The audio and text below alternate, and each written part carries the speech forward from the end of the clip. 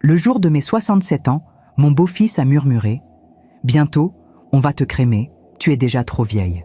J'ai tout entendu. J'ai juste souri, pris le micro et dit « Puis-je révéler quelque chose que mon beau-fils ne sait pas encore ?»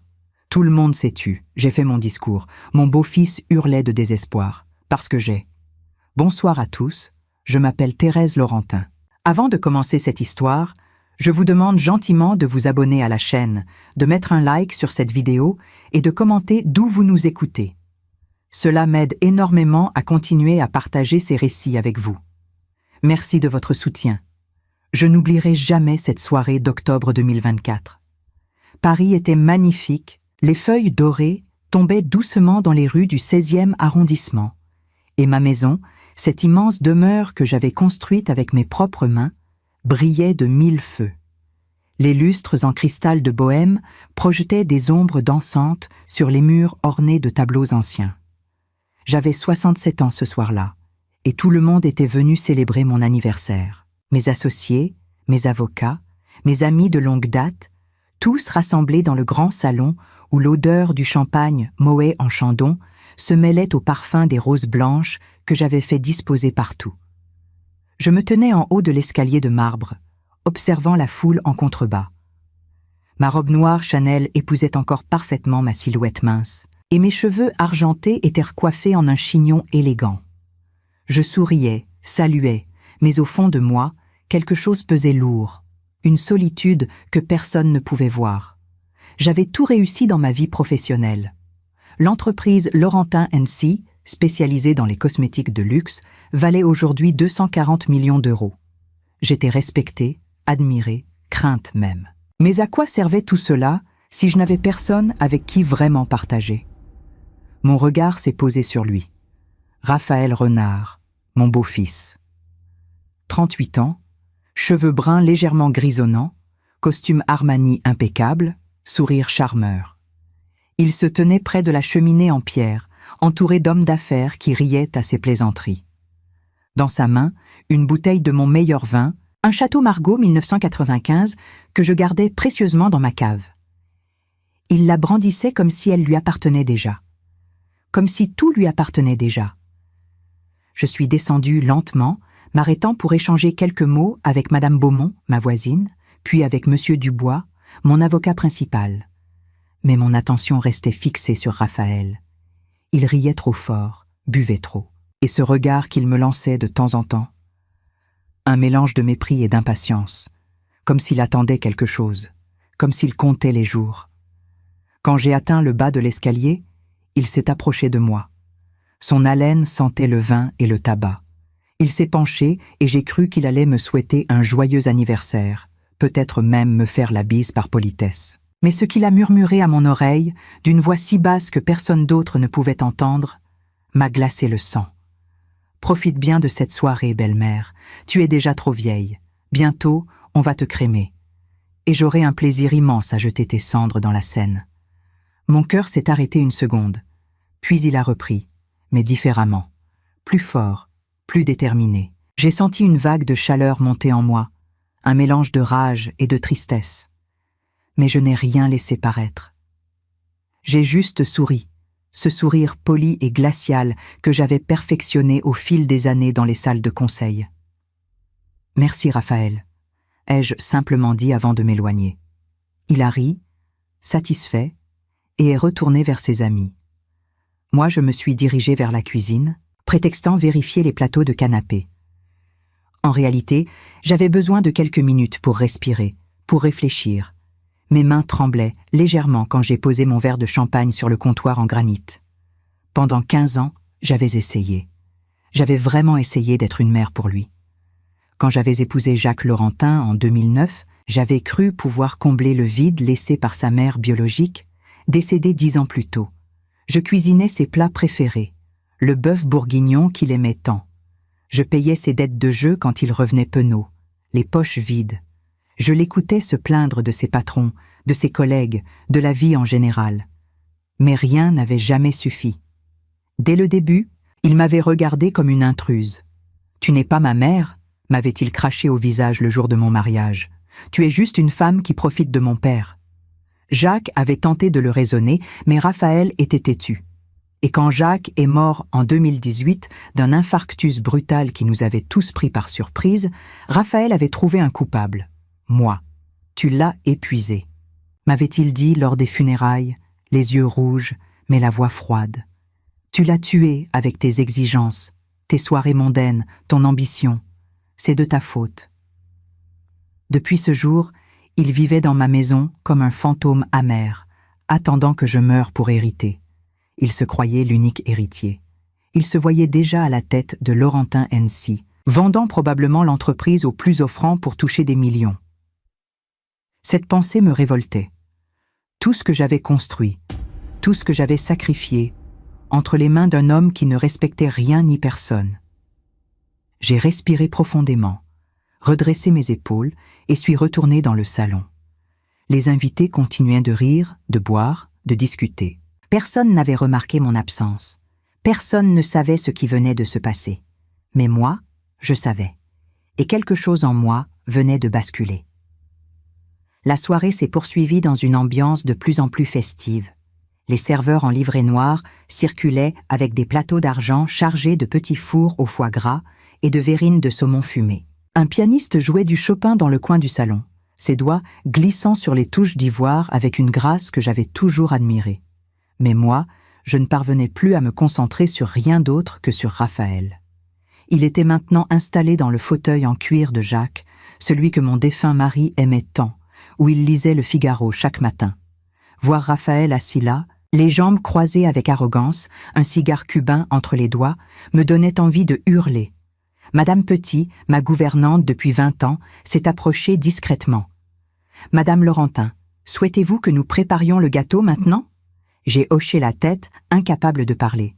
Elle a froncé les sourcils, inquiète. « Tout va bien, madame ?» J'ai forcé un sourire. « Oui, madame Petit, tout va très bien. Apportez le gâteau dans 10 minutes, s'il vous plaît. » Elle est partie, mais son regard m'a dit qu'elle ne me croyait pas. Cette femme me connaissait trop bien. J'ai traversé le salon pour rejoindre mon avocat, Maître Dubois. C'était un homme de 65 ans, aux cheveux blancs soigneusement peignés, à la moustache fine et aux lunettes rondes qui lui donnaient un air de professeur. Il discutait avec 2 autres juristes près de la bibliothèque en acajou. Quand il m'a vu approcher, il s'est excusé auprès de ses collègues et m'a fait signe de le suivre dans le petit bureau adjacent au salon. « Thérèse, que se passe-t-il ? Vous avez l'air bouleversée. » Je me suis assise dans le fauteuil en velours bordeaux, mes mains crispées sur les accoudoirs. « Maître, j'ai besoin de savoir. Si quelque chose m'arrivait ce soir, qui hériterait ?» Il a écarquillé les yeux. « Comment ça, si quelque chose vous arrivait ? Vous allez bien ?» J'ai écarté sa question d'un geste. « Répondez-moi simplement. » Il a soupiré, ajustant ses lunettes. « Selon votre testament actuel, établi en 2019, Raphaël Renard hérite de 80% de vos biens, y compris les parts de Laurentin NC. Les 20% restants sont répartis entre diverses œuvres de charité. Mais pourquoi cette question maintenant ?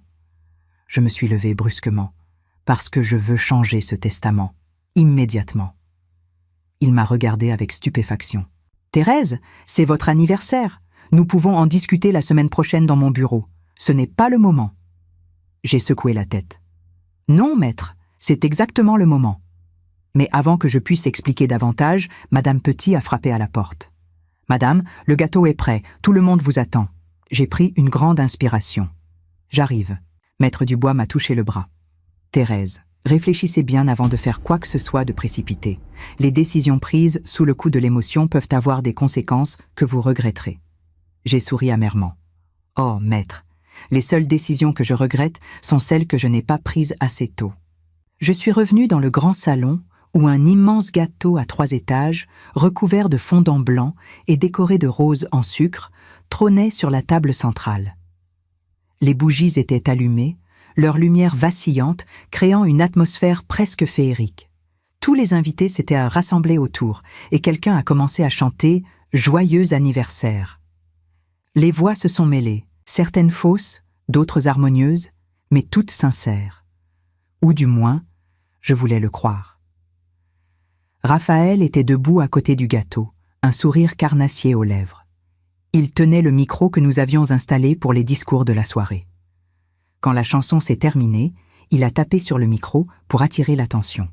« Mesdames et messieurs, permettez-moi de dire quelques mots sur ma chère belle-mère. » Mon estomac s'est noué. Qu'allait-il dire? Thérèse Laurentin est une femme remarquable. Elle a bâti un empire à partir de rien. Elle est intelligente, travailleuse, et... Il a fait une pause théâtrale, ses yeux rencontrant les miens avec une lueur malveillante. Elle a une santé de fer, enfin, pour son âge. Des rires polis ont parcouru l'assemblée, mais moi, j'ai vu le sous-entendu. Le message était clair, elle est vieille, elle ne tiendra plus longtemps. Il a levé son verre. À Thérèse, que ces années, qui lui restent, soient remplies de joie. J'ai senti une rage froide m'envahir. Ce n'était pas seulement de l'irrespect, c'était une déclaration de guerre. Il me poussait vers la sortie, attendant que je trébuche, que je tombe, que je disparaisse. Mais il ne me connaissait pas vraiment. Il ne savait pas de quoi j'étais capable. J'ai appliqué avec les autres, mais mon esprit était ailleurs. Des souvenirs remontaient à la surface, des images que j'avais enfouies pendant des décennies.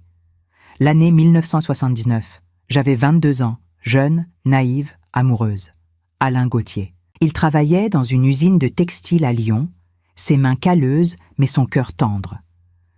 Nous nous étions rencontrés lors d'un bal populaire et contre toute logique, contre l'avis de ma famille bourgeoise, j'étais tombée éperdument amoureuse de lui. Quand j'étais tombée enceinte, ma famille avait été horrifiée. « Tu ne peux pas garder cet enfant », m'avait dit ma mère, les lèvres pincées de désapprobation. « Tu vas ruiner notre réputation, tu vas tout gâcher. » Mais Alain, lui, voulait garder le bébé. Sa famille, bien que modeste, avait accepté de nous aider. Et moi, malgré ma peur, malgré la pression, j'avais fait une promesse ce jour-là. Une promesse que je me suis juré de tenir pour le restant de mes jours. Jamais, jamais je n'abandonnerai mon enfant. Même si cela signifiait travailler jour et nuit. Même si cela signifiait sacrifier mon confort, ma réputation, tout. Ma fille était née en mars 1980. Lucie. Lucie Barbier, elle avait pris le nom de famille d'Alain après que ses parents l'aient adoptée officiellement. J'étais trop jeune, trop pauvre à l'époque pour l'élever seule, mais je refusais de la perdre complètement. Pendant 45 ans, j'avais maintenu le contact. Des lettres d'abord, puis des appels téléphoniques discrets, et plus tard, des rencontres secrètes dans des cafés de Lyon. Lucie avait grandi en pensant que j'étais une amie de la famille, une bienfaitrice mystérieuse. Elle ne savait pas que j'étais sa mère biologique, par choix, le sien. Quand elle avait découvert la vérité à l'âge de 20 ans, elle m'avait dit « Je ne veux pas de votre argent. Je ne veux pas que l'argent détruise ce que nous avons. » Et elle avait tenu parole. Chaque fois que j'essayais de lui donner plus que ce dont elle avait strictement besoin, elle refusait poliment mais fermement. Mais j'avais trouvé des moyens. Je payais discrètement son loyer. Je finançais l'école privée de ses 2 enfants, mes petits-enfants que j'adorais en secret. Je veillais sur elle de loin, comme un ange gardien invisible. Les applaudissements se sont éteints progressivement, et Raphaël m'a tendu le micro avec un sourire suffisant. « À vous, belle-mère, c'est votre soirée après tout. » J'ai pris le micro, mes doigts se refermant fermement sur le métal froid. Mon cœur battait si fort que j'avais peur que tout le monde puisse l'entendre.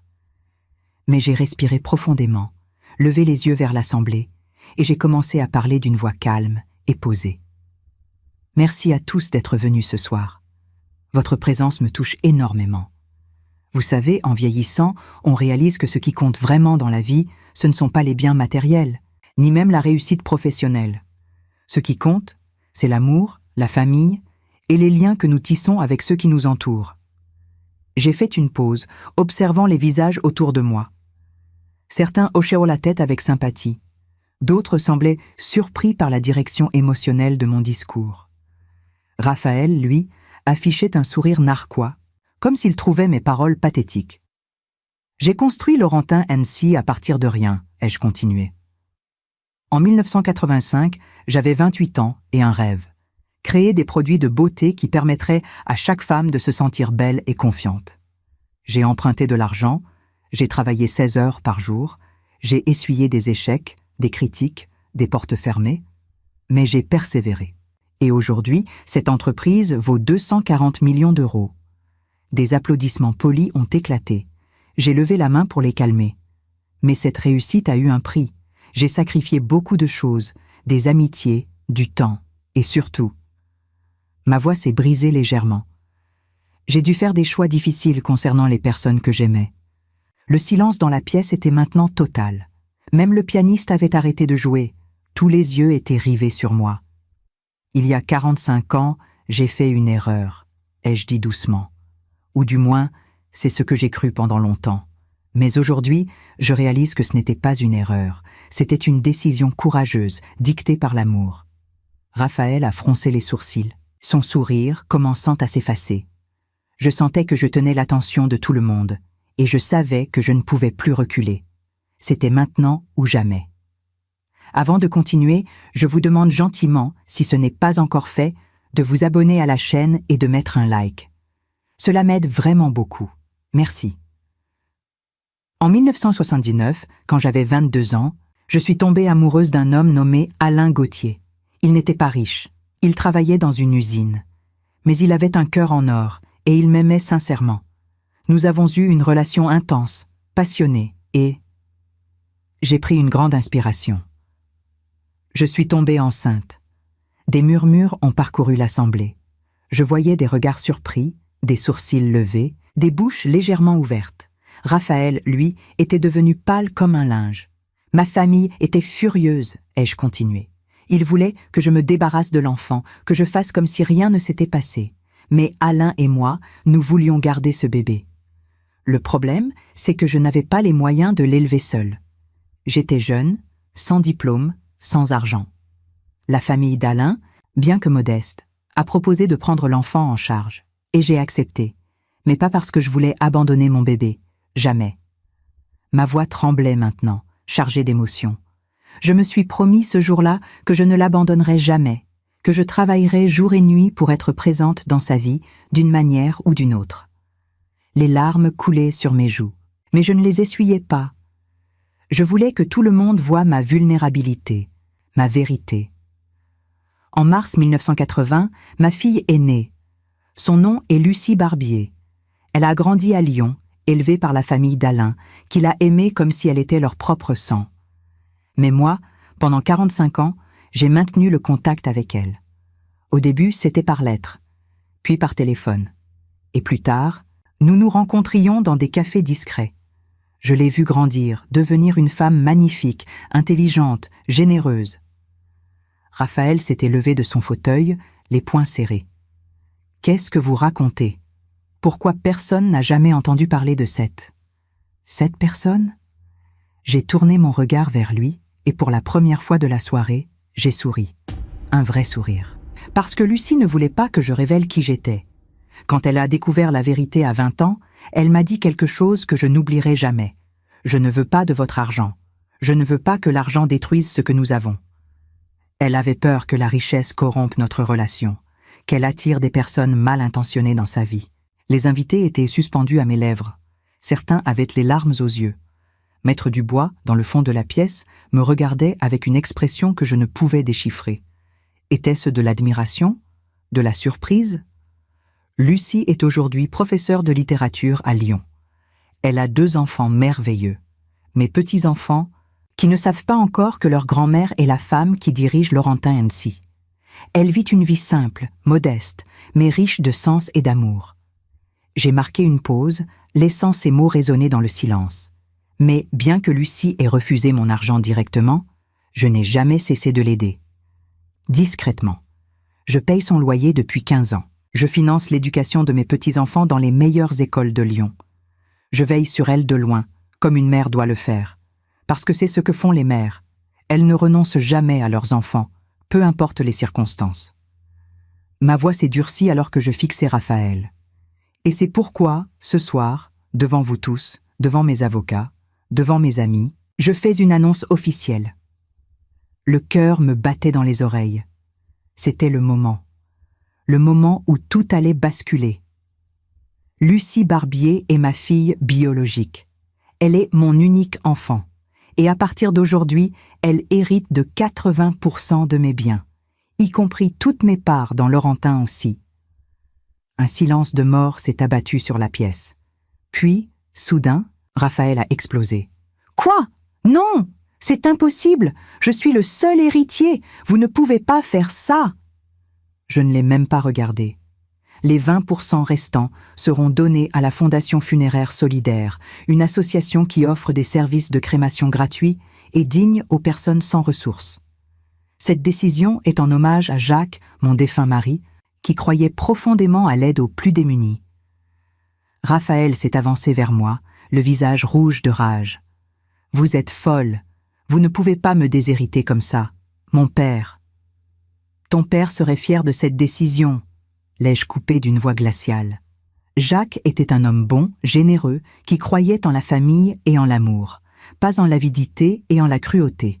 Raphaël tremblait de rage, ses mains s'ouvraient et se fermaient convulsivement. « Vous mentez. Cette femme, cette Lucie, elle n'existe même pas. Vous inventez tout ça pour me punir. » J'ai sorti mon téléphone portable de la poche de ma robe et j'ai fait défiler quelques photos avant de tendre l'écran vers lui.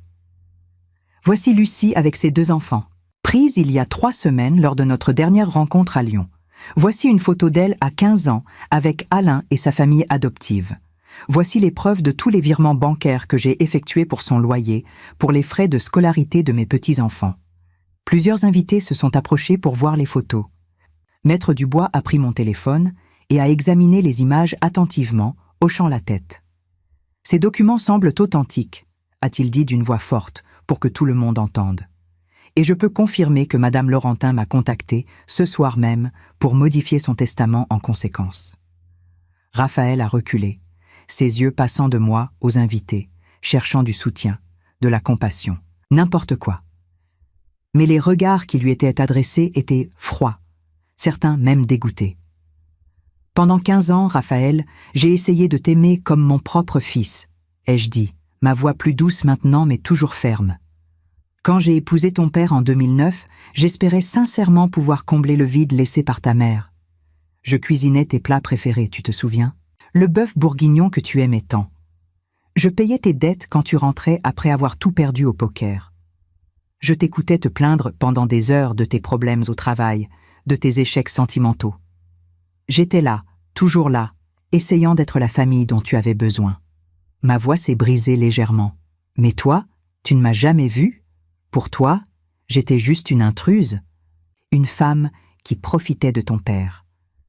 Tu me l'as dit le jour de mon mariage, tu te rappelles? Tu n'es pas ma mère. Tu es juste une opportuniste. Ces mots m'avaient brisé le cœur, mais j'avais continué à espérer qu'avec le temps, tu changerais d'avis, que tu verrais que mes intentions étaient pures. Les larmes coulaient librement maintenant, et je n'essayais plus de les cacher. Et puis Jacques est mort. En 2018, un infarctus brutal, inattendu. Nous étions tous dévastés. Mais toi, Raphaël, tu as trouvé quelqu'un à blâmer. Moi. J'ai fait quelques pas vers lui, et il a reculé instinctivement. Aux funérailles, devant tout le monde, tu m'as accusé de l'avoir tué. Tu l'as épuisé avec tes exigences, ton ambition, m'as-tu dit. Comme si aimer quelqu'un et construire une vie avec lui était un crime. Comme si j'avais délibérément causé sa mort. Ma voix tremblait de rage contenue.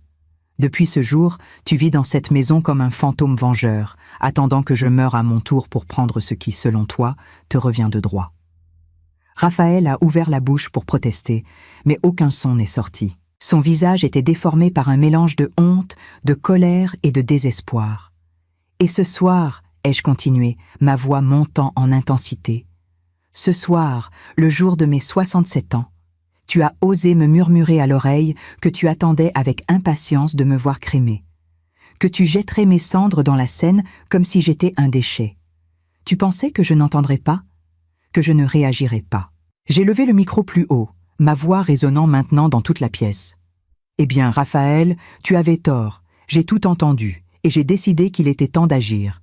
Les invités étaient pétrifiés. Certains avaient la main sur la bouche, choqués par ces révélations. Raphaël s'est mis à genoux, les larmes aux yeux maintenant. Non, non, ce n'est pas ce que je voulais dire. J'étais ivre, je ne pensais pas. J'ai secoué la tête.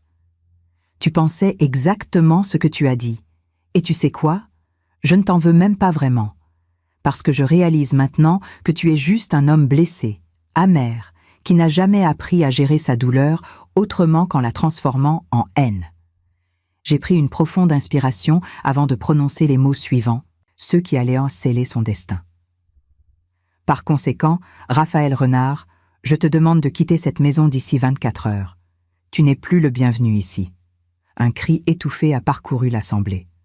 Raphaël s'est effondré complètement, son visage dans ses mains, ses épaules secouées de sanglots. Mais je ne ressentais aucune pitié. Pas encore. Pas après tout ce qu'il m'avait fait endurer. Maître Dubois s'est approché de moi discrètement. « Thérèse, êtes-vous certaine de vouloir faire cela publiquement ? Nous pourrions. » J'ai levé la main pour le faire taire. C'est exactement ce que je veux, maître. Je veux que tout le monde ici soit témoin. Je veux que cette décision soit claire, officielle et irrévocable. Il a hoché la tête, puis s'est tourné vers l'Assemblée. « Mesdames et messieurs, en tant qu'avocat de Madame Laurentin, je confirme que ce changement de testament sera effectif dès demain matin. Tout est légal et conforme. » Les invités ont commencé à murmurer entre eux, certains compatissant envers moi, d'autres choqués par la brutalité de la scène. Mais moi, je me sentais étrangement légère, comme si un poids immense venait de se soulever de mes épaules. Pendant des années, j'avais porté cette douleur en silence, supportant les insultes et le mépris de Raphaël par respect pour Jacques. Mais Jacques n'était plus là. Et je devais enfin penser à moi, à ma vraie famille, à Lucie et à mes petits-enfants. J'ai posé le micro sur la table et j'ai quitté le salon sans un regard en arrière. Les pas résonnaient derrière moi, certains invités me suivaient probablement pour me parler, mais je ne voulais voir personne. Je suis montée dans ma chambre, j'ai fermé la porte à clé et je me suis assise sur le bord de mon lit. Mes mains tremblaient encore, mais cette fois, ce n'était pas de peur, c'était d'adrénaline, de soulagement. J'avais enfin dit la vérité. Les jours qui ont suivi cette soirée ont été étranges, presque irréels. Le lendemain matin, quand je me suis réveillée, la maison était silencieuse, trop silencieuse. J'ai descendu les escaliers en peignoir, mes pieds nus sur le marbre froid, et j'ai trouvé Madame Petit dans la cuisine, préparant le café comme chaque matin. Elle m'a regardée avec une expression mêlée de compassion et d'inquiétude. « Madame, Monsieur Renard est parti très tôt ce matin. Il a pris plusieurs valises, il n'a rien dit. » J'ai hoché la tête, m'asseyant à la table de la cuisine devant ma tasse de café fumant. « C'est mieux ainsi, Madame Petit. » Elle a posé sa main ridée sur la mienne. « Vous avez fait ce qu'il fallait, Madame. Ce garçon ne méritait pas votre bonté. » Mais malgré ces paroles rassurantes, je ne pouvais m'empêcher de ressentir un vide étrange. Pendant 6 ans, depuis la mort de Jacques, Raphaël avait été une présence constante dans cette maison, même si c'était une présence toxique. Et maintenant, il n'était plus là. Les jours se sont transformés en semaines. Novembre est arrivé avec son cortège de pluie parisienne et de ciel gris. J'ai continué à diriger mon entreprise, à assister à des réunions, à prendre des décisions importantes. Mais mon esprit était ailleurs. Je pensais à Lucie. Je l'avais appelée le lendemain de mon anniversaire pour tout lui expliquer. « Maman », m'avait-elle dit au téléphone, et ce simple mot m'avait fait fondre en larmes. « Tu n'aurais pas dû faire ça pour moi. Je ne veux pas être la cause d'une rupture familiale. » J'avais ri tristement. « Ma chérie, il n'y avait pas de famille à briser. Raphaël et moi n'avons jamais été une vraie famille. Et toi, tu es mon sang, ma chair, mon cœur. Tu mérites cet héritage bien plus que lui. » Elle avait protesté encore, mais je sentais dans sa voix qu'elle était touchée. « Je vais venir te voir bientôt, » lui avais-je promis, avec les enfants. Nous devons discuter de tout cela en personne. Décembre est arrivé, et avec lui, le froid mordant de l'hiver parisien. Les rues du 16e arrondissement étaient décorées de guirlandes lumineuses. Les vitrines des boutiques de luxe brillaient de 1000 feux. Et partout régnait cette atmosphère festive qui précède Noël. Mais moi, je me sentais profondément seule. Jacques me manquait terriblement. Malgré tous ses défauts, malgré sa tendance à être trop indulgent avec Raphaël, il avait été un bon mari. Un homme doux, attentionné, qui m'aimait sincèrement. Un soir de mi-décembre, alors que je travaillais tard dans mon bureau à domicile, révisant les comptes annuels de Laurentin ainsi, Madame Petit a frappé à la porte. « Madame, il y a quelqu'un qui souhaite vous voir. » J'ai levé les yeux, surprise. À cette heure, il est presque 22 heures. Elle a hoché la tête, l'air gêné. « C'est Monsieur Renard ? Raphaël, il dit que c'est urgent. » Mon cœur s'est serré. Que pouvait-il bien vouloir? Était-il venu me supplier, me menacer? J'ai hésité un long moment avant de répondre. « Faites-le entrer dans le petit salon. J'arrive dans 5 minutes. » Quand je suis descendue, Raphaël était debout près de la fenêtre, regardant la rue illuminée en contrebas. Il avait maigri. Ses vêtements, autrefois impeccables, semblaient maintenant trop grands pour lui. Sa barbe n'était pas rasée, ses cheveux étaient en désordre, et ses yeux étaient cernés. Il s'est retourné quand il m'a entendu entrer, et j'ai vu dans son regard quelque chose que je n'avais jamais vu auparavant, de la vulnérabilité, de la honte. « Thérèse, » a-t-il commencé d'une voix rauque, « merci de me recevoir, je sais que je n'en ai pas le droit. » Je me suis assise sur le canapé, croisant les jambes, adoptant une posture professionnelle et distante. « Que veux-tu, Raphaël ?» Il a ouvert la bouche, puis l'a refermée, comme s'il cherchait ses mots. Finalement, il s'est mis à genoux, littéralement à genoux devant moi. « Pardon, je suis venu te demander pardon. » Les larmes coulaient sur ses joues mal rasées. J'ai été un monstre, un ingrat. Tu as essayé de m'aimer, de prendre soin de moi, et moi, je t'ai rejeté. Je t'ai insulté, je t'ai blessé. Et ce soir-là, ces mots horribles que je t'ai murmurés, je ne sais même pas ce qui m'a pris. J'étais ivre, oui, mais ce n'est pas une excuse. J'ai dit des choses impardonnables. Je l'ai regardé longuement, essayant de discerner la sincérité dans ses paroles. « Raphaël, lève-toi, s'il te plaît. » Il a obéi, se relevant péniblement, essuyant ses larmes avec le dos de sa main. « Pourquoi es-tu vraiment venu ?» ai-je demandé doucement. Il a pris une grande inspiration. « Parce que j'ai réalisé quelque chose ces dernières semaines. J'ai perdu mon père. Et ensuite, j'ai perdu la seule autre personne qui se souciait vraiment de moi. Toi. J'ai tout gâché par mon orgueil, par ma colère mal placée. » Il a marqué une pause. « Mon père t'aimait, Thérèse. Il t'aimait vraiment. Et toi, tu l'aimais aussi. Je le voyais, mais je refusais de l'accepter. J'étais jaloux. Jaloux qu'il ait trouvé le bonheur après la mort de ma mère. » Ces mots m'ont touché plus profondément que je ne l'aurais cru. « Raphaël, je comprends ta douleur. Perdre sa mère à 13 ans, c'est terrible. Et je n'ai jamais voulu la remplacer.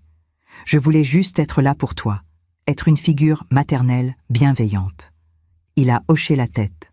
« Je sais, je le sais maintenant. Mais à l'époque, tout ce que je voyais, c'était une étrangère qui prenait la place de ma mère dans le cœur de mon père. » Il s'est assis dans le fauteuil, en face de moi, les mains jointes. « Quand mon père est mort, j'ai eu besoin de blâmer quelqu'un. Parce que accepter que c'était juste un accident, juste le destin, c'était trop dur. Alors je t'ai accusé. C'était injuste et cruel. » Un long silence s'est installé entre nous. Je pouvais entendre le tic-tac de l'horloge ancienne dans le coin de la pièce, le bruit de la pluie contre les fenêtres.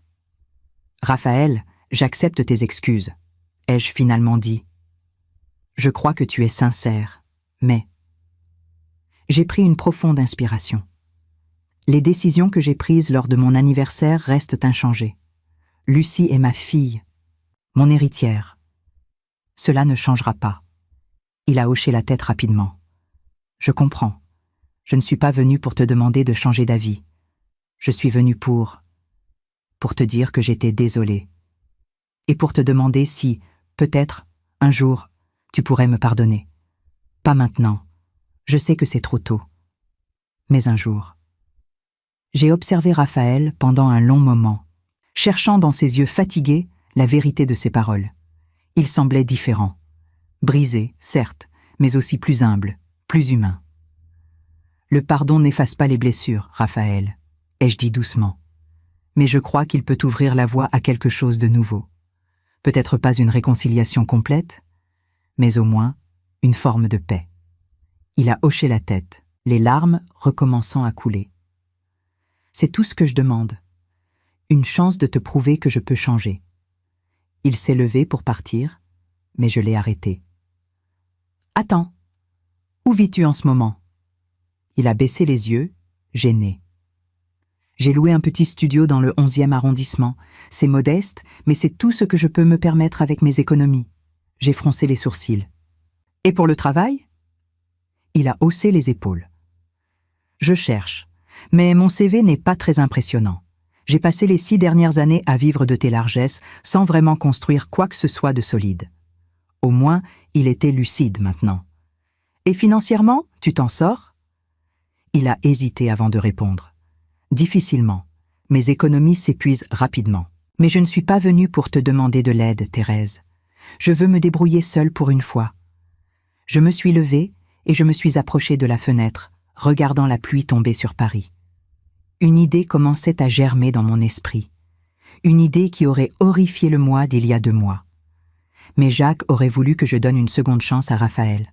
Pas pour lui, mais pour l'homme qu'il pourrait devenir. Raphaël, il y a quelque chose que je dois te dire. Quelque chose d'important. Il s'est retourné vers moi, l'air inquiet. Quoi donc? J'ai pris une profonde inspiration. Ton père, Jacques, était un homme bon. Il croyait en la rédemption, en la capacité des gens à changer. C'est d'ailleurs pour ça qu'il soutenait tant d'œuvres caritatives, notamment celles qui aidaient les sans-abri et les personnes âgées démunies. Raphaël a hoché la tête.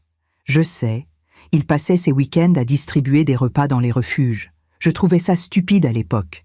Je ne comprenais pas pourquoi un homme aussi occupé gaspillait son temps avec des étrangers. Ces mots m'ont fait mal, mais j'ai continué. Il le faisait parce qu'il croyait que chaque vie avait de la valeur. Même celle que la société considère comme finie, inutile. Les personnes âgées, en particulier, lui tenaient à cœur. Il disait toujours que le respect envers les aînés était le fondement d'une société civilisée. J'ai fait une pause. Et c'est en pensant à lui que j'ai pris une décision. Je me suis retournée pour faire face à Raphaël. Je ne vais pas te donner d'argent. Je ne vais pas te rendre ta place dans mon testament.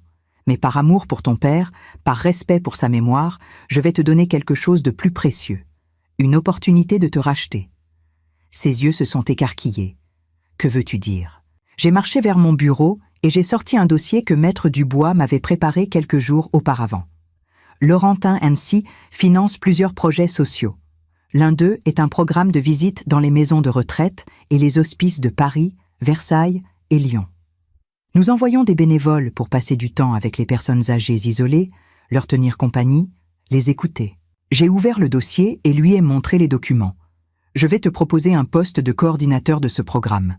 Ton salaire initial sera de 2 500 € par mois. Ce n'est pas beaucoup, je sais, mais c'est un début.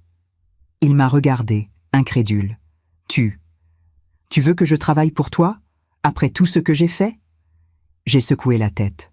Non, je veux que tu travailles pour ton père, pour sa mémoire, pour te prouver à toi-même que tu peux être meilleur. J'ai refermé le dossier. Mais il y a des conditions strictes. Il a dégluti. Lesquelles?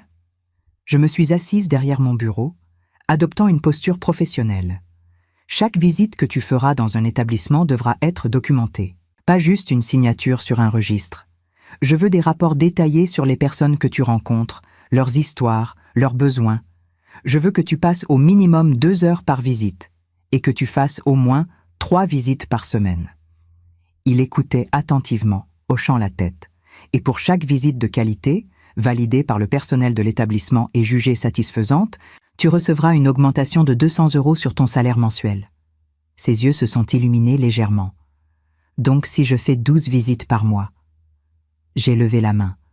Tu pourrais gagner jusqu'à 5 000 € par mois, oui. Mais seulement si tes visites sont authentiques, sincères, utiles. Si je découvre que tu bâcles le travail juste pour l'argent, tu seras renvoyé immédiatement, sans préavis, sans indemnité. Il a hoché la tête vigoureusement. Je comprends, et je te promets, Thérèse, que je vais prendre ça au sérieux. J'ai soutenu son regard. Ce n'est pas à moi que tu dois le promettre, Raphaël. C'est à toi-même et à la mémoire de ton père. Un silence lourd s'est installé. Puis, Raphaël a tendu la main vers moi. Quand puis-je commencer? J'ai serré sa main fermement. Lundi prochain. Je vais demander à mon assistante de te contacter avec tous les détails, les établissements partenaires, les horaires, les formulaires à remplir. Mais avant de partir ce soir, je veux que tu comprennes bien une chose. Je me suis penchée en avant. Ce travail va te changer. Tu vas rencontrer des personnes en fin de vie. Des gens qui ont perdu leur autonomie, leur dignité parfois. Tu vas entendre des histoires de solitude, d'abandon, de regret. Ce ne sera pas facile. Mais si tu le fais avec ton cœur, si tu apprends vraiment à écouter, à respecter ces vies qui s'éteignent, alors peut-être, juste peut-être, tu deviendras l'homme que ton père espérait que tu sois. Raphaël avait les larmes aux yeux. Merci, Thérèse. Merci de me donner cette chance. Je ne sais pas quoi dire d'autre. J'ai souri tristement. Ne me remercie pas encore. Montre-moi que tu le mérites. C'est tout ce que je te demande. Il a hoché la tête et s'est dirigé vers la porte. Mais avant de sortir, il s'est retourné. « Thérèse, est-ce que tu penses que mon père serait fier de moi si je réussis ?» Ma gorge s'est serrée. « Je pense que ton père a toujours été fier de toi, Raphaël, même quand tu ne le méritais pas. C'est ça, l'amour d'un parent, inconditionnel, aveugle parfois, mais éternel. » Il est parti dans la nuit froide de décembre, et je suis restée seule dans mon bureau, fixant la porte fermée. Avais-je fait le bon choix? Le temps me le dirait. Les mois qui ont suivi ont été une période étrange de transformation, à la fois pour Raphaël et pour moi. Janvier 2025 est arrivé avec son lot de résolutions et de nouveaux départs. Le lundi suivant notre conversation, Raphaël s'est présenté à mon bureau de l'entreprise, vêtu sobrement d'un pantalon noir et d'un pull gris, les cheveux fraîchement coupés, le visage rasé. Mon assistante, Madame Girard, lui a remis le dossier complet avec la liste des établissements partenaires, les formulaires de visite et les coordonnées des directeurs de chaque maison de retraite. « Bonne chance, Monsieur Renard », lui avait-elle dit avec un sourire encourageant. Je ne lui ai pas parlé directement ce jour-là. Je voulais garder mes distances. Observer de loin si ce changement était authentique ou simplement une façade pour regagner mes faveurs. Chaque semaine, je recevais les rapports de visite qu'il rédigeait. Au début, ils étaient courts, maladroits, presque mécaniques. Visite à la maison de retraite Saint-Martin, rencontrer Madame Dupont, 89 ans. Discussion de 30 minutes sur sa jeunesse en Normandie. Semble apprécier la compagnie. Rien de particulièrement émouvant, mais au moins, il faisait l'effort. Puis, progressivement, quelque chose a changé dans ses écrits. Vers la mi-février, j'ai reçu un rapport différent. Plus long, plus personnel. Aujourd'hui, j'ai passé 3 heures avec Monsieur Leroy, 93 ans, ancien combattant de la guerre d'Algérie. Il m'a raconté comment il avait perdu sa jambe dans une embuscade en 1958. Mais ce qui m'a le plus marqué, c'est quand il m'a dit « Tu sais, jeune homme, la pire blessure n'est pas celle du corps. C'est celle du cœur quand on réalise que plus personne ne se souvient de nous. » Ces mots m'ont hanté toute la soirée. En lisant ces lignes, j'ai senti quelque chose se dénouer dans ma poitrine. Peut-être que Raphaël commençait vraiment à comprendre. Mars est arrivé avec ses premiers bourgeons de printemps. Un après-midi, alors que je travaillais dans mon bureau à domicile, Madame Petit m'a apporté le courrier. Parmi les lettres habituelles, il y avait une enveloppe manuscrite avec l'écriture de Raphaël. Curieuse, je l'ai ouverte. À l'intérieur, une courte lettre accompagnée d'une photo. « Chère Thérèse, je voulais partager ceci avec toi. Voici Madame Bertrand, que je visite chaque mardi à la maison de retraite des Lilas à Versailles. Elle a 87 ans et n'a plus de famille. La semaine dernière, elle m'a montré son album photo de jeunesse. Elle était danseuse à l'Opéra de Paris dans les années 1950. Ses yeux brillaient en racontant ses souvenirs. Elle m'a dit que j'étais le seul qui prenait le temps de l'écouter vraiment. Ça m'a bouleversée. Je commence à comprendre ce que mon père essayait de m'enseigner. Merci de m'avoir donné cette opportunité. Raphaël. J'ai regardé la photo jointe.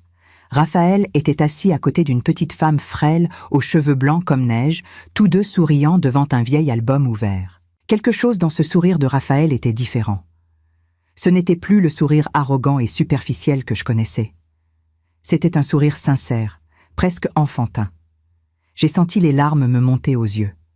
Jacques aurait été si fier. Avril est venu avec ses pluies douces et ses journées qui s'allongeaient. Un soir, mon téléphone a sonné. C'était Raphaël. « Thérèse, excuse-moi de te déranger si tard. Je sais que tu es occupée, mais j'avais besoin de te parler. » Sa voix tremblait légèrement. « Que se passe-t-il » ai-je demandé, inquiète malgré moi. « Aujourd'hui, Monsieur Leroy est décédé, l'ancien combattant dont je t'avais parlé dans mes rapports. Le personnel m'a appelé pour me prévenir. Ils m'ont dit que dans ces dernières heures, il a demandé après moi. Il voulait me dire au revoir. J'ai entendu sa voix se briser. Je suis arrivée trop tard, il était déjà parti, mais l'infirmière m'a donné une lettre qu'il avait écrite pour moi la veille. » Un long silence s'est installé. « Qu'est-ce qu'il a écrit » ai-je demandé doucement. Raphaël a pris une inspiration tremblante avant de lire. « Cher Raphaël, si tu lis ceci, c'est que je suis parti. Ne sois pas triste. J'ai eu une belle vie malgré les épreuves, mais ces derniers mois, grâce à tes visites, j'ai senti que je comptais encore pour quelqu'un. Tu m'as redonné de la dignité. Tu m'as écouté, vraiment écouté. Je veux que tu saches que tu es un bon garçon. Continue à prendre soin des vieux comme moi. Nous avons besoin de jeunes hommes comme toi. Merci pour tout. Pierre Leroy. » Quand il a fini de lire, j'ai entendu Raphaël pleurer au téléphone. De vrais sanglots, profonds, libérateurs. « Raphaël, tu as fait quelque chose d'extraordinaire pour cet homme, » ai-je dit, la voix étranglée par l'émotion. « Tu lui as donné ce dont nous avons tous besoin à la fin. Être vu, être entendu, être important pour quelqu'un. » Il a reniflé. Je ne savais pas que ça ferait si mal de perdre quelqu'un que je connaissais depuis seulement quelques mois. J'ai souri tristement. C'est ça, l'amour, Raphaël, même sous sa forme la plus simple, celle de l'attention et du respect. Ça fait mal quand on le perd, mais c'est aussi ce qui nous rend humains. Nous sommes restés en ligne encore quelques minutes, dans un silence confortable. Puis il a murmuré « Merci Thérèse, pour tout », et il a raccroché. Mais est arrivé avec ses fleurs éclatantes dans les jardins du Luxembourg. Un après-midi, j'ai décidé de faire quelque chose que je n'avais jamais fait auparavant, rendre une visite surprise à Raphaël pendant son travail. J'ai pris ma voiture et je me suis rendue à la maison de retraite Saint-Martin, dans le 17e arrondissement. Quand je suis arrivée, la directrice, Madame Fontaine, m'a accueillie chaleureusement. « Madame Laurentin, quel plaisir de vous voir. Vous venez voir Raphaël ?» J'ai hoché la tête. « Oui. Comment se comporte-t-il ici ?» Son visage s'est illuminé. « Oh, il est merveilleux. Les résidents l'adorent. Il passe des heures avec eux.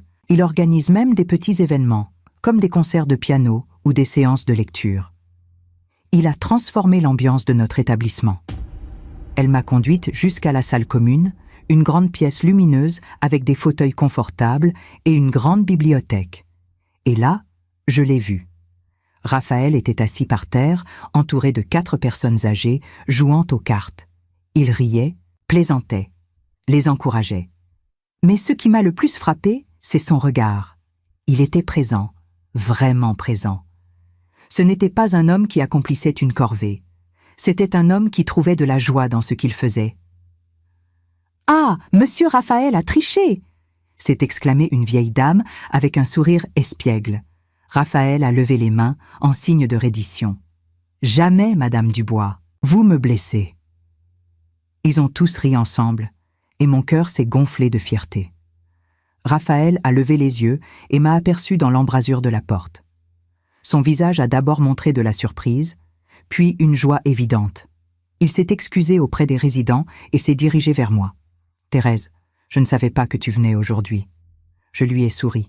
« Je voulais voir par moi-même comment tu t'en sortais, et je dois dire que je suis impressionnée. » Il a rougi légèrement, comme un enfant recevant un compliment. « Ce n'est rien, je fais juste mon travail. » J'ai secoué la tête. « Non, Raphaël, tu fais bien plus que ton travail. Tu donnes de toi-même. Et ça n'a pas de prix. » Nous avons marché ensemble dans le jardin de la maison de retraite, où les roses commençaient à fleurir. « Tu sais, Thérèse, ces derniers mois ont été les plus difficiles, mais aussi les plus enrichissants de ma vie, m'a-t-il confié en s'asseyant sur un banc en bois. Au début, je faisais ça juste pour l'argent, pour survivre. Mais maintenant, c'est différent. Ces personnes m'ont appris tellement de choses, sur la vie, sur la mort, sur ce qui compte vraiment.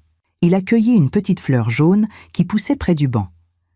Madame Dupont, la dame que j'ai rencontrée lors de ma première visite, m'a raconté hier qu'elle regrettait de ne pas avoir dit assez souvent à ses enfants qu'elle les aimait. Maintenant, ils ne viennent plus la voir. Elle meurt lentement, dans la solitude, en se demandant si elle compte encore pour quelqu'un. Ses yeux se sont remplis de larmes. Et moi, j'ai réalisé que j'étais exactement comme ses enfants. J'ai passé des années à rejeter ton amour, à te traiter avec mépris, alors que tu ne voulais que mon bien. Il s'est tourné vers moi, les larmes coulant maintenant librement sur ses joues. Mon père t'aimait profondément, Thérèse. Et toi, tu l'aimais aussi. J'aurais dû vous laisser être heureux ensemble. J'aurais dû te donner une chance. Mais j'étais aveuglée par ma douleur, par ma colère. Il a pris ma main dans la sienne, et pour la première fois depuis des années, je n'ai pas eu envie de la retirer. Je ne peux pas changer le passé, a-t-il continué. Je ne peux pas effacer les mots horribles que je t'ai dits, les souffrances que je t'ai infligées. Mais je veux que tu saches que je suis profondément désolée, et que si tu me le permets, j'aimerais essayer de construire quelque chose de nouveau entre nous. Pas une relation mère-fils, je sais que ce bateau est passé. Mais peut-être une amitié, un respect mutuel. J'ai pressé doucement sa main. Raphaël, tu as déjà commencé à construire quelque chose de beau. En changeant toi-même, en apprenant à voir la valeur des autres, tu as prouvé que les gens peuvent évoluer. Et oui, je serais heureuse de construire une amitié avec toi. Nous sommes restés assis là un long moment, en silence, regardant les roses se balancer doucement dans la brise printanière. Puis Raphaël m'a posé la question que j'attendais. « Thérèse, est-ce que tu penses que ton testament va rester tel qu'il est, avec Lucie comme principale héritière ?» J'ai hoché la tête sans hésitation. « Oui, Raphaël. Cette décision est définitive. Lucie est ma fille, mon sang. Elle mérite cet héritage. » Il a hoché la tête, acceptant ma réponse sans amertume. « Je comprends, et je le respecte. Mais puis-je te demander une faveur ?» J'ai froncé les sourcils. « Laquelle ?» Il a souri timidement. « J'aimerais la rencontrer un jour, ta fille, ma demi-sœur, en quelque sorte. Je voudrais m'excuser auprès d'elle aussi, lui dire que je regrette d'avoir été un obstacle dans ta vie. » Cette demande m'a surprise, mais elle m'a aussi touchée profondément. Je vais en parler à Lucie. Si elle est d'accord, je vous présenterai. Il a souri, un sourire plein de gratitude. « Merci. » Puis, après un moment d'hésitation, il a ajouté « Thérèse, il y a autre chose que je voulais te dire. Concernant ce que j'ai murmuré lors de ton anniversaire, ces mots affreux sur la crémation. » Il a baissé les yeux, honteux. Je ne savais pas à quel point ces mots pouvaient te blesser, mais maintenant, après avoir accompagné plusieurs résidents jusqu'à leur dernière heure, après avoir vu la dignité avec laquelle ils quittent ce monde, je comprends à quel point la fin de vie est sacrée. Il m'a regardé intensément. « Quand ton heure viendra, dans très très longtemps j'espère, je te promets de t'accompagner avec tout le respect et l'amour que tu mérites. Pas comme un héritier impatient, mais comme quelqu'un qui se soucie vraiment de toi. » Ces mots m'ont fait fondre en larmes. C'était exactement ce que j'avais besoin d'entendre. « Merci, Raphaël. Cela signifie beaucoup pour moi. » Nous nous sommes levés et dans un geste spontané, il m'a prise dans ses bras. Un vrai câlin, chaleureux et sincère. Le premier depuis des années. Les mois suivants ont confirmé cette transformation. En juin, Raphaël organisait des sorties en groupe pour les résidents valides, les emmenant au musée du Louvre, au jardin des Tuileries. Son salaire avait augmenté considérablement grâce à son travail acharné et authentique, atteignant près de 6 000 € par mois. Mais ce n'était plus l'argent qui le motivait. C'était le sourire sur le visage de Madame Bertrand quand il venait la voir. C'étaient les histoires fascinantes que M. Dubois lui racontait sur la Résistance. C'était la sensation d'être utile, d'avoir un but. En juillet, j'ai finalement organisé une rencontre entre Raphaël et Lucie. Nous nous sommes retrouvés dans un petit restaurant à Lyon, un endroit discret où Lucie aimait déjeuner. Quand Raphaël est entré, Lucie l'a observé avec curiosité mais sans hostilité. « Bonjour, Raphaël », a-t-elle dit simplement. Il s'est approché, nerveux. « Bonjour, Lucie. Je sais que cette situation est étrange, mais je voulais te rencontrer, te dire que je suis désolée d'avoir rendu la vie de ta mère difficile pendant si longtemps. » Lucie l'a regardé longuement, puis a souri. « Thérèse m'a beaucoup parlé de toi ces derniers mois, de ton travail, de ton évolution. Je crois que mon père, enfin, ton père Jacques, serait fier de l'homme que tu es en train de devenir. » Ce déjeuner a duré 3 heures. Raphaël et Lucie ont parlé de tout et de rien, découvrant des points communs surprenants. À la fin, Lucie lui a dit quelque chose qui m'a fait pleurer de joie. « Tu sais, Raphaël, la fortune de ma mère ne m'intéresse pas vraiment. Ce que je voulais, c'était simplement qu'elle soit heureuse, qu'elle soit entourée de gens qui l'aiment et la respectent. Et si tu continues sur cette voie, si tu prends soin d'elle comme tu prends soin de ces personnes âgées, alors peut-être qu'un jour, nous pourrons vraiment être une famille bizarre et recomposée, mais une famille quand même. Aujourd'hui, en août 2025, alors que je viens d'avoir 68 ans, je peux dire que ma vie a enfin trouvé un équilibre. Raphaël continue son travail avec passion. Lucie et moi avons renforcé nos liens et mes petits-enfants m'appellent désormais mamie. Quant à l'héritage, il reste tel que je l'ai décidé lors de ce fameux anniversaire. Mais ce qui compte vraiment, ce n'est pas l'argent ou les biens matériels. C'est l'amour, le respect et la capacité de pardonner. Raphaël m'a enseigné que même les cœurs les plus endurcis peuvent s'adoucir, que la rédemption est possible si on est prêt à faire le travail nécessaire. Et moi, j'ai appris que parfois, donner une seconde chance n'est pas une faiblesse, mais la plus grande force qu'on puisse avoir.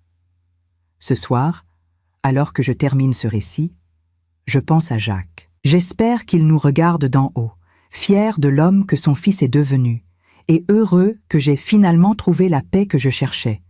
Parce qu'au final, c'est ça, la vraie victoire. Pas la vengeance, mais la paix. Merci d'avoir suivi ce récit jusqu'au bout. N'oubliez pas de vous abonner, de liker et de commenter d'où vous écoutez cette histoire. À bientôt.